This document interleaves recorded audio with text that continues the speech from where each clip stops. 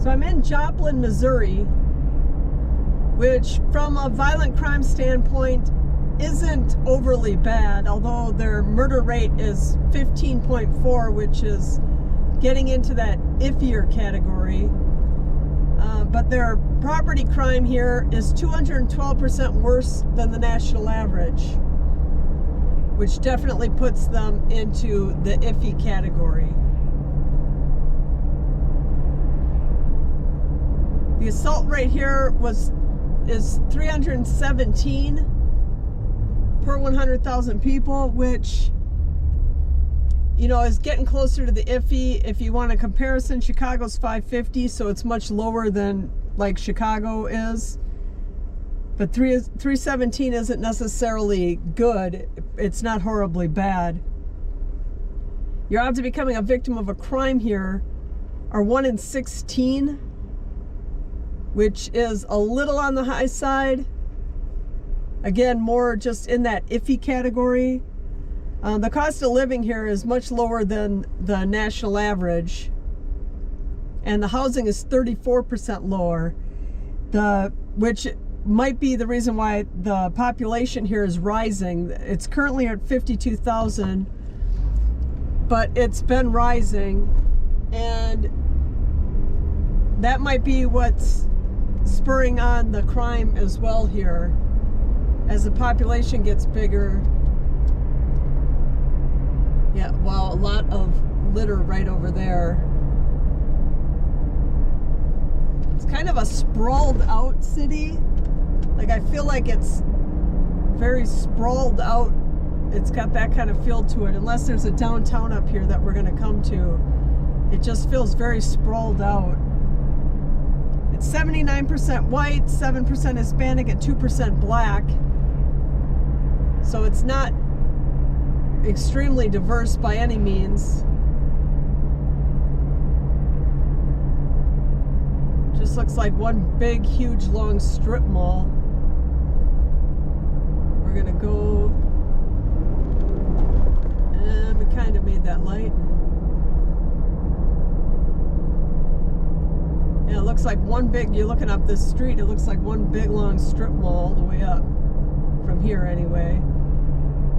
So the average age here is 37, while all this stuff is closed up on the side. I'll turn the camera. Yep, well, that one on the end, that antique store, whatever that is, that was open. So the average age is 37, which is a little on the low side, kind of normal. This guy looks like he's drunk.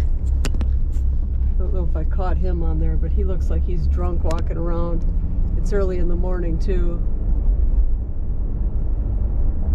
Oh yeah, there we go.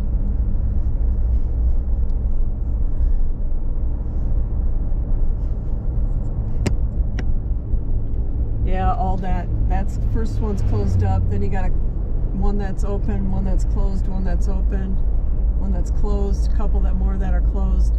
A lot of this stuff is closed up. 23% of the people that live here are seniors, which is generally good for a population, just because as far as crime goes, for the most part, they're not really the ones out committing crimes. So, like, basically 1 out of every 4 people is a senior here. Yeah, some of all that's closed up.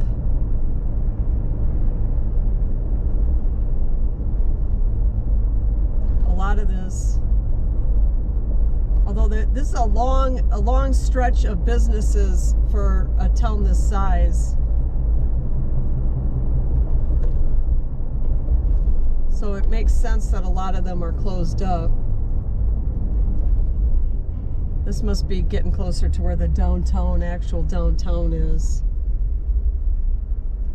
58% of the people that live here own their homes, and that might be due in large part to the large number of seniors and the fact that the housing is 34% lower than the national average. So housing is affordable here, which is probably part of the reason why the population is increasing as well.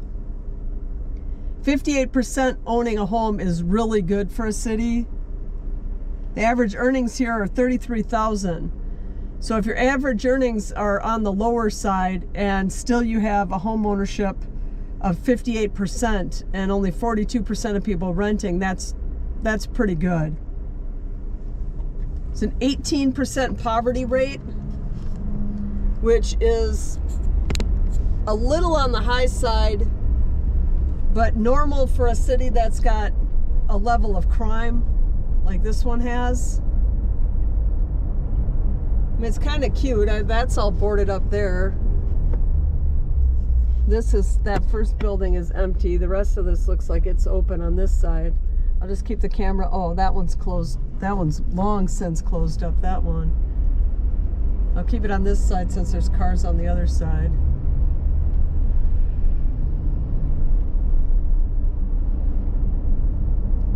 I mean, it's kind of cute. I mean, the stretch of just all these businesses has gone for a long ways, like over a mile for sure. Probably a couple miles, but a lot of this now, a lot of that's closed up right there too.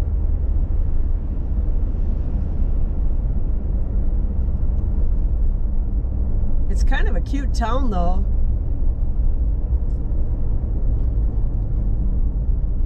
So 18% of the people live in poverty, and it said that 35% of the people that are black that live here live in poverty. So a third of every person that's, you know, I don't want to say of color, but a third of the black people that live here live in poverty, and it's only 2% of the people that live here are black. So it's probably not that large of a number of black people that are in poverty. It's just, that's the predominant race listed.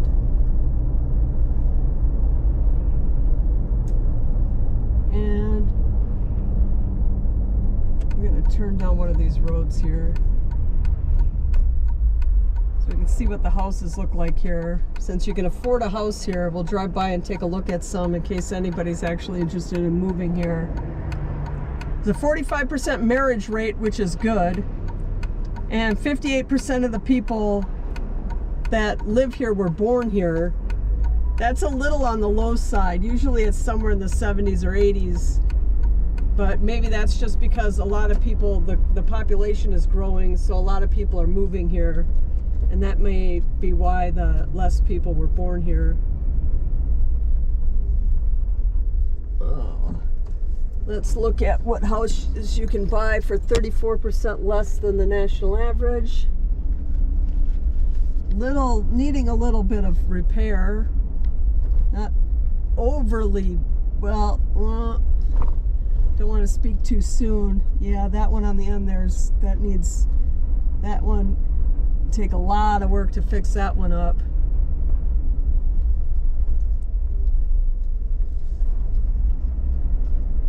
As far as the schooling goes here and their test scores, 38% of the kids that graduate high school are proficient at reading and math, or at grade level. Yeah, these houses are all pretty run down, which is probably why they're so much cheaper.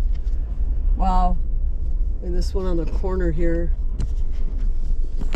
That one on the corner there, that one needs a little work too.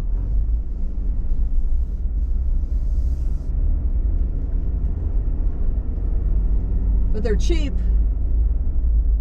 So 38% of the kids graduate at grade level in reading and math, and the state of Missouri is at 44%, so it's not even as good as the state of Missouri. And if you haven't been watching my videos, then I will let you know that only 48% of students in America graduate being proficient or at grade level for reading and math. So only half in America, and here you're looking at just over a third are proficient. Let me get out of here. Let's let this guy go. And you always hear about, as far as the schools go and the test scores and stuff like that, you always hear about places like Baltimore and Chicago and how bad the schools are there. But the schools are literally bad everywhere. They're bad everywhere. And a city like this where the population is growing, but the kids are graduating and not really learning anything, 84% of the people that live here have graduated high school, which is about normal, kind of. But when just a third of the kids are graduating proficient at reading and math, you're not getting people that are going to really contribute to society so much. So the crime is going to just kind of by default is going to start going up.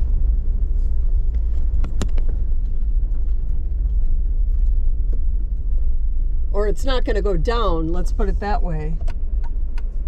And now we're kind of pulling out of town, it looks like.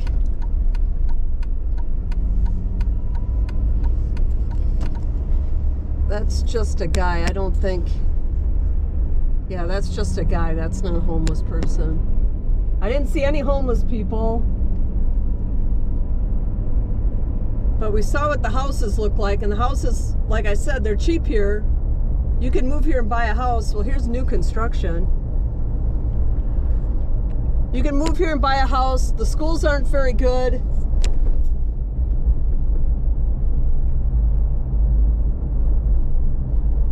And the crime is mostly property crime, although the murder rate was pretty high. 15.1 is, or 15.4, whatever it was, is definitely in the iffy category. It's definitely getting up there where you kind of have to at least be aware of the fact that things are bad. Yeah, there's the elementary school over on the left there. We're not going to go past that. But this is one of those that it's not necessarily bad as far as violent crime goes, but I wanted to come through here because in a couple years, if the city keeps growing and the crime keeps getting worse, this is a city that might look completely different the next time, you come here in a few years, and it might look completely different. So I'm going to let this play out for a minute, and that was it for Joplin, Missouri.